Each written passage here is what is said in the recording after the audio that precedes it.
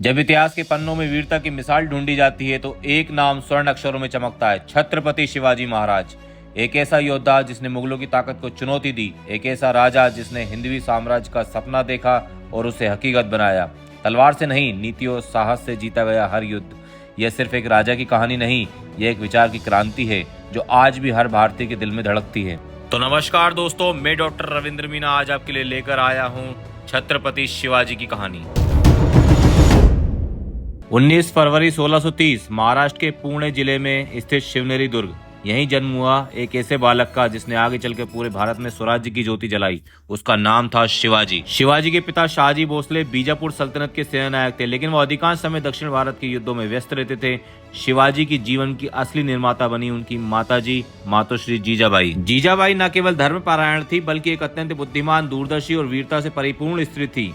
वहीं से शिवाजी के मन में बचपन से ही धर्म, न्याय और राष्ट्र के प्रति प्रेम की भावना जागी। हर रात जीजाबाई उन्हें रामायण और महाभारत की कहानियां सुनाती थी। राम जैसे मर्यादा पुरुषोत्तम, भीम जैसे पराक्रमी और कृष्ण जैसे राजनीतिज्ञ शिवाजी के आदर्श बनते चले गए। उनका बचपन किसी शाही सुख सुविधा में नहीं बीता, बल्कि पर्वत, जंगलों और किलों के बीच उन्होंने सादगी, संयम और सैन्य अनुशासन का पाठ पढ़ा। कहा जाता है जब शिवाजी 12 साल के थे तब उन्होंने अपने दोस्तों के साथ एक नकली राज्य बनाकर उसमें युद्ध, रणनीति और न्याय का अभ्यास करना शुरू कर दिया था। बाल शिवाजी के नेतृत्व में साहस और धर्म के प्रति समर्पण इतना गहरा था कि बचपन में ही उन्होंने स्वराज्य का सपना देखना शुरू कर दिया था। वे अक्सर कहा करते थे, यह भूमि मेरी माँ है और मैं इसकी रक्षा करना अपना धर्म मानता हूँ। बाल्यकाल में ही उन्होंने यह समझ लिया था कि भारत केवल एक भूमि नहीं, एक आत्मा है जिसकी रक्षा के लिए उन्हें कुछ बड़ा करना होगा। शिवाजी को कभी भी शाही वैभव रास नहीं आया। वो हमेशा अपने पिता के अधीन क्षेत्रों का भ्रमण करते रहते थे। ऐसा ही एक क्षेत्र था मावल, पश्चिम महाराष्ट्र का वो पहाड़ी क्षेत्र जहाँ घाट, जंगल और किले एक दूसरे से बातें करते हैं। उस धरती को कहते हैं मावल। मावल सिर्फ एक भूभाग नहीं था बल्कि वो गर्भ था जहाँ से स्वराज का बीज फूटा। पश्चिमी घाट की तलहटी में फैले हुए मावल इलाके, जहाँ ऊंचे नीचे पहाड़, घुमावदार घाट और घने जंगल थे। यहाँ की मिट्टी भी बहुत कठिन थी, लेकिन लोगों का मन उससे भी अधिक कठोर। यहाँ के किसान, चारवाय, शिकारी, हर कोई वीरता में लिपटा हुआ था। शिवाजी महाराज ने जब स्वराज का सपना देखा तो सबसे पहले इन्हीं मावलों को अपना साथी बनाया। मावलों ने शिवाजी को सिर्फ एक नेता नहीं माना, उन्होंने उन्हें मातृभूमि का पुत्र माना। वे ये जानते थे कि ये लड़का तलवार केवल सत्ता के लिए नहीं उठा रहा बल्कि अपनी मातृभूमि की रक्षा के लिए उठा रहा है।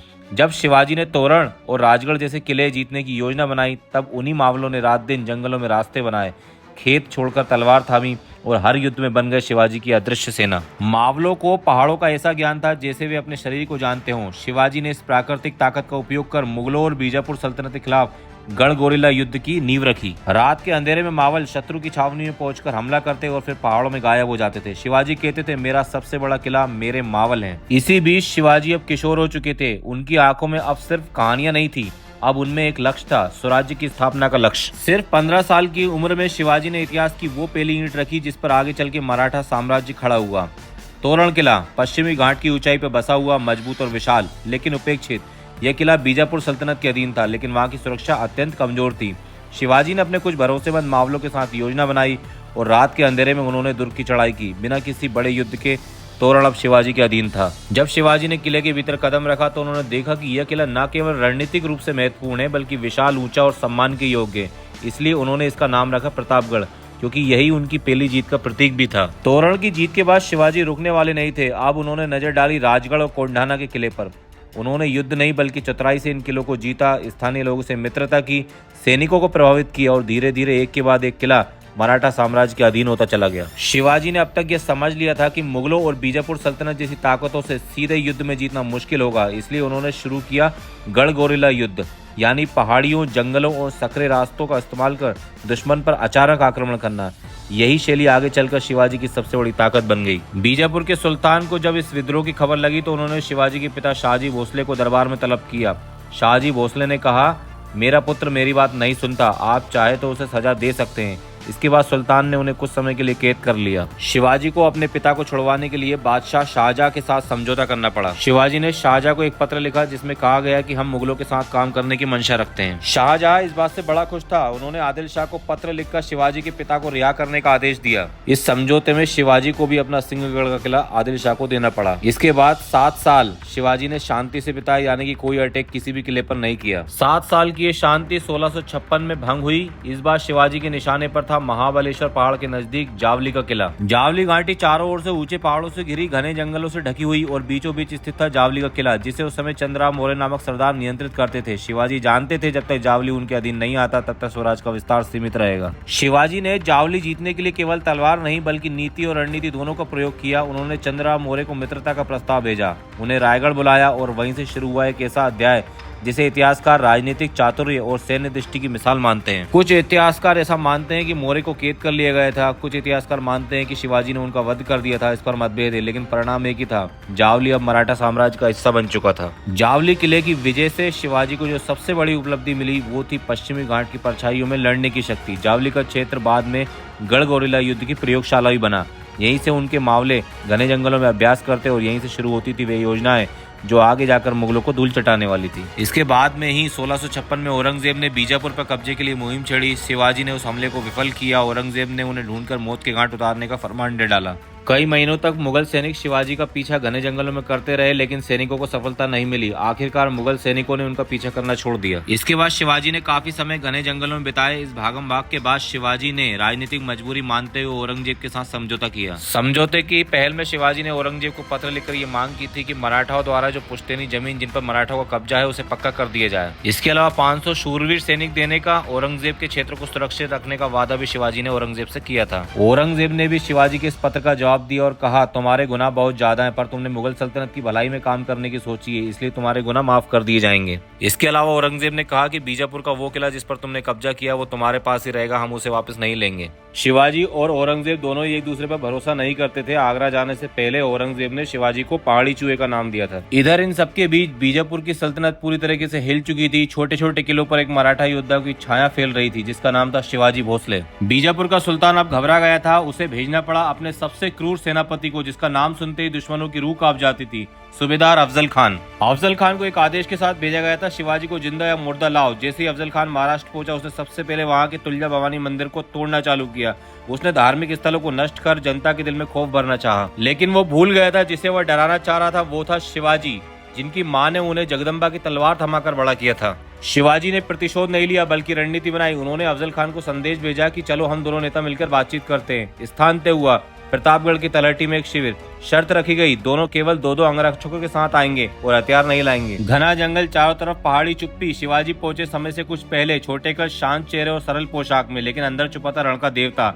उन्होंने अंगरखे के नीचे छुपाया था बागनक और कटार, क्योंकि उन्हें विश्वास था अफजल खान धोखा देगा। जैसे ही दोनों गले मिले अफजल खान ने शिवाजी को जकड़ लिया और अपने कटार से वार किया, लेकिन शिवाजी पहले से ही तैयार थे। उन्होंने तुरंत बागनक से अफजल खान का पेट चीर दिया, फिर कटार से उस पर घातक वार किया। अफजल खान गिर पड़ा। शिवाजी के अंगरक्षक जयजी कांगो और संभाजी कावजी ने अफजल खान के सैनिकों को रोका और शिवाजी को सुरक्षित निकाला। उसके बाद जंगल में बिजली की तरह ये खबर फैल गई कि शिवाजी ने अफजल खान का वध कर दिया है। ये केवल एक योद्धा की जीत नहीं थी बल्कि एक पूरे राज्य का मनोबल था।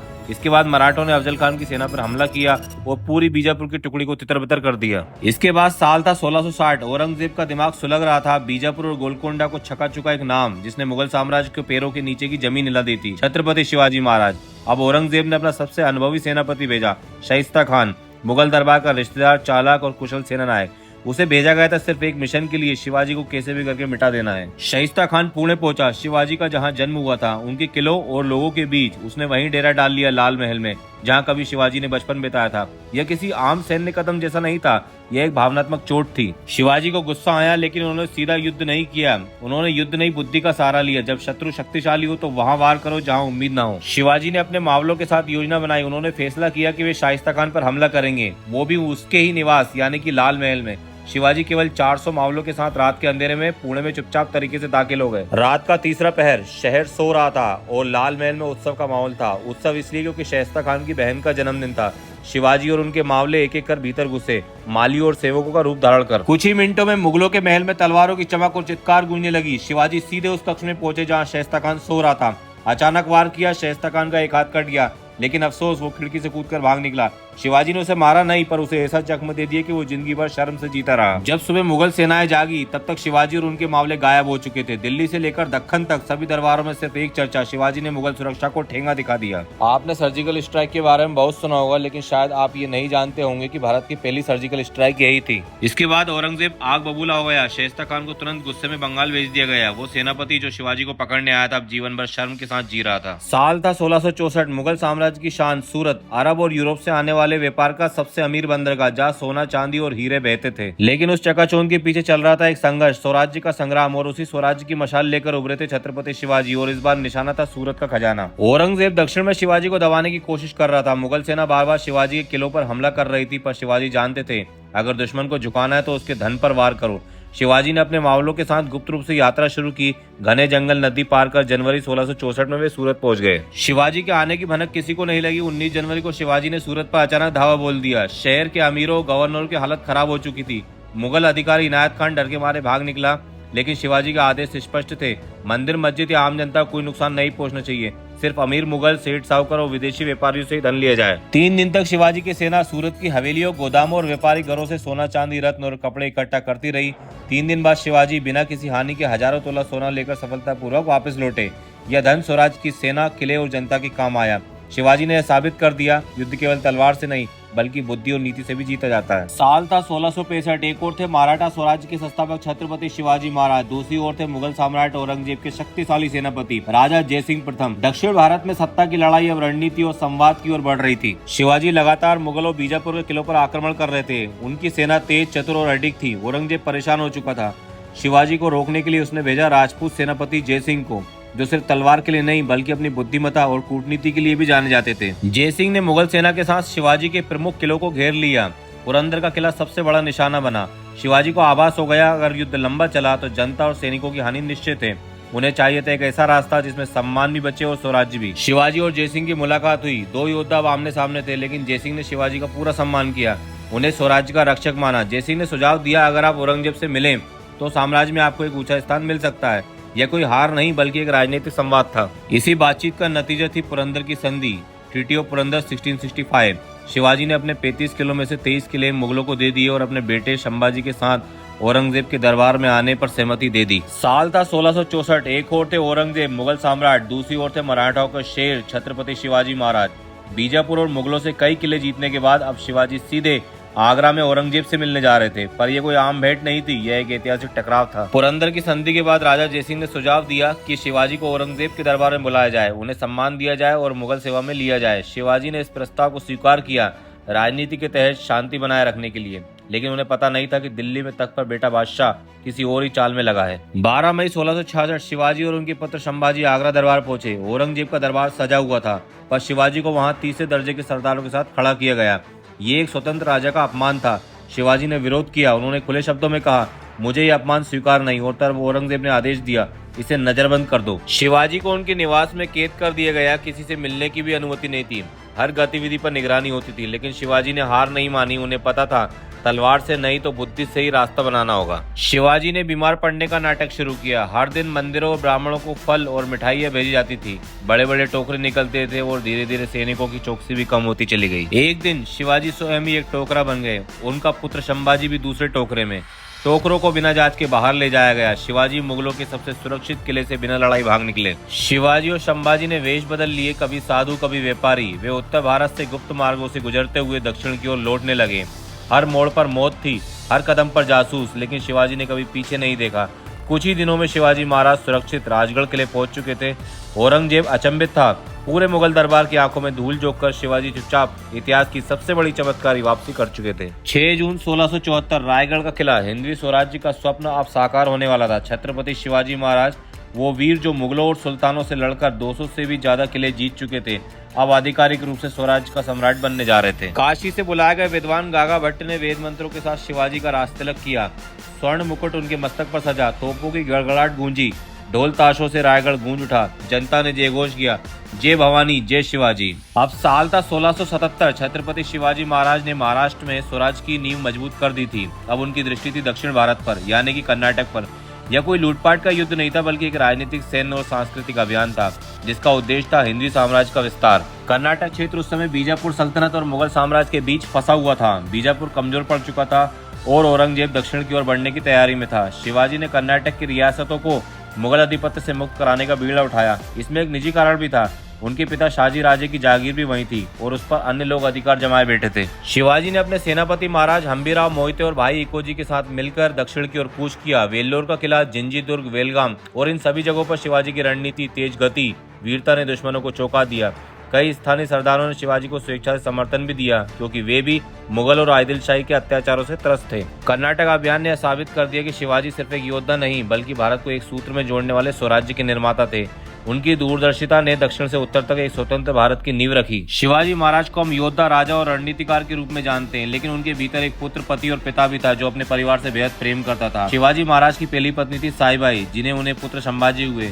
वे और भी कई रानियों से विवाह कर चुके थे, पर साईबाई के साथ उनका प्रेम और सम्मान सबसे गहरा था। साईबाई के निधन के बाद शिवाजी भीतर से टूट गए, पर उन्होंने अपने पुत्र संभाजी को एक योग्य राजा बनाने का सपना नहीं छोड़ा। शिवाजी अपने बच्चों के लिए कठोर शिक्षक और दयालु पिता दोनों थे। संभाजी को पढ़ाई और शस्त्र विद्या में दक्ष बनाना उनकी प्राथमिकता थी। उन्होंने अपने परिवार को राजनीति में भी शामिल किया, मगर कभी पुत्रमों में अंधे नहीं हुए। न्याय और नीति उनके परिवार का आधार था। साल था 1680, जिसने स्वराज्य का सपना देखा, जिसने तलवार से इज्जत और नीति से शासन किया। उस महापुरुष के जीवन का अंतिम अध्याय भी प्रेरणा से भरा था। छत्रपति शिवाजी महाराज 50 वर्ष के हो चुके थे। लगातार युद्धों, प्रशासन और चिंता के कारण उनका शरीर थकने लगा था। कहा जाता है कि उन्हें ज्वर और दस्त की बीमारी ने घेर लिया था। चिकित्सकों ने उनका इलाज किया, पर हालत बिगड़ती चली गई। रायगढ़ के किले में 3 अप्रैल 1680 को, जहां से उन्होंने स्वराज्य चलाया था, वहीं पर उन्होंने अपनी अंतिम श्वास ली। दोस्तों, शिवाजी महाराज ने भले ही देह छोड़ी, पर जो छोड़ा वो था एक स्वतंत्र हिंदवी साम्राज्य। उनकी विरासत सिर्फ किलों, तलवारों और युद्धों की नहीं थी, बल्कि प्रजा रहित, धर्मनिरपेक्ष और न्याय की भी थी। उनकी मृत्यु के पश्चात संभाजी महाराज ने इस विरासत को आगे बढ़ाया। दोस्तों, ये वीडियो आपको कैसा लगा कमेंट बॉक्स में लिखकर जरूर बताएं। अगर आपको ये वीडियो अच्छा लगा तो इसे लाइक करें और चैनल को सब्सक्राइब करें। मिलते हैं आपसे फिर किसी अगली वीडियो में। तब तक के लिए जय हिंद, जय भारत, जय शिवाजी।